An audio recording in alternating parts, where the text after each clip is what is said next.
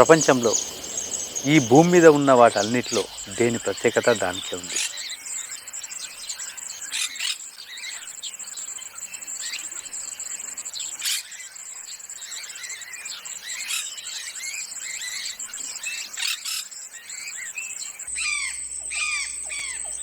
ఒక చెట్టులా మరో చెట్టు ఉండదు, ఒక పుష్పంలా మరో పుష్పం ఉండదు. ఒక చెట్టు కాచినట్లు మరో చెట్లు అవే కాయలు కాయలు. అలాగే మనుషుల్లో కూడా ఎవరి ప్రత్యేకత వారికే ఉంది. ఎవరు నర్వస్ కావాల్సిన అవసరం లేదు, ఎవరు బాధపడాల్సిన అవసరం లేదు. పెద్దోడు గొప్పోడని వాడిని చూసి ఈర్ష్యపడాల్సింది లేదు, చిన్నవాడని తక్కువ చేసి చూడాల్సింది లేదు.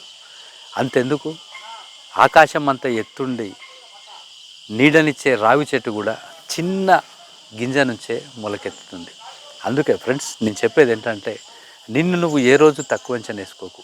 ఈ భూమి మీద నువ్వు జన్మించినప్పుడే నీకంటూ ఒక ప్రత్యేకత ఉంది.